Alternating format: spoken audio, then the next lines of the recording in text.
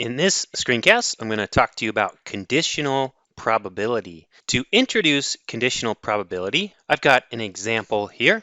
We have students, we have 100 students, chemical engineering at the top and electrical engineering, and then we're categorizing male versus female.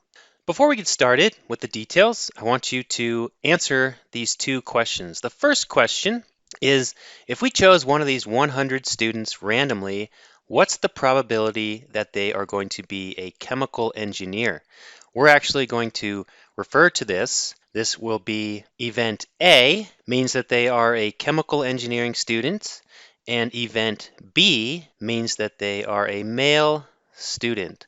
So what's the probability of randomly selecting a chemical engineering student from these 100 students? It should be 60% because there are a total of 60 students in chemical engineering and 40 in electrical engineering.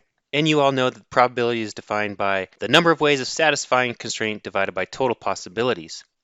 And what is the probability that we would randomly select a male student out of these 100 students? That's right, we have a total of 63 male students in this population of 100. So the probability of B would equal 63%. And let me just write up here, the probability of A chemical engineering student, is 0.60.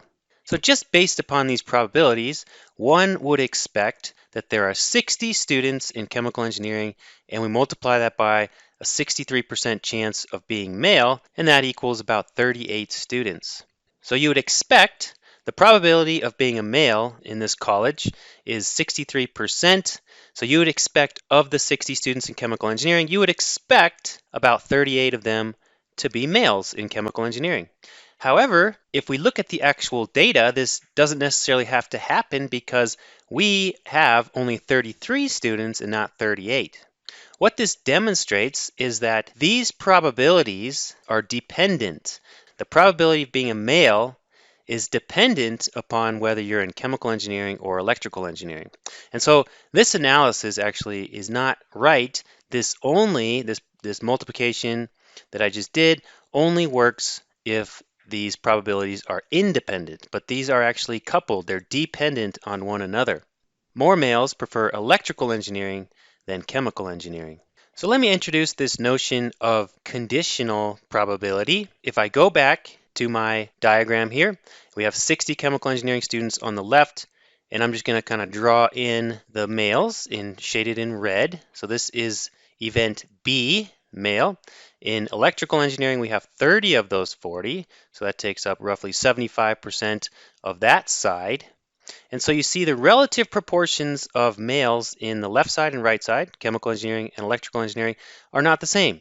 They're conditional. So these are conditional probabilities, conditional upon whether or not event A is a chemical engineering student or electrical engineering student. The way we write conditional probability is as follows. So we're going to say, as an example, what is the probability of A given, we have a vertical bar there, that B has occurred? This would mean, given that we have a male, what's the probability that that male is a chemical engineering student? So that's one thing we could do. And we know that we have a male, so I would be looking at the top row here. What is the probability that we have a chemical engineering student? We can calculate that because we have 33 chemical engineering students out of 60 total males. And that means that the probability of A, given that we've selected a male student, is about 52%. We could do a similar analysis. For example, we could say, what is the probability of a female, so not a male, given that we have selected not a chemical engineering student? So we've selected an electrical engineering student. That means we are on the right here, and we are not selecting males, so that's females. And so we have 10, assuming we have electrical engineering students, because it's not A, we have a total of 40 of those. And so this would be 0.25. Another way to look at this is using a tree diagram. So we can start with the department. We have, out of the total 100, we have 60 out of 100 that are in chemical engineering. We have 40 out of 100 that are in electrical engineering. If you're in electrical engineering, then of those 40, 30 are male. So 30 out of 40. And this actually is the conditional probability. 75% of electrical engineering students are male. And of the remaining 40, we have 10 divided by 40. And that's how I got this answer here. The conditional probability of not being a male, given that you're not a chemical engineering student.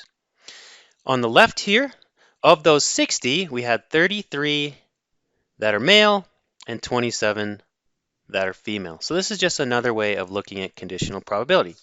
In the next screencast, we're going to look at how we can incorporate conditional probability in different types of probability and multiplication rules.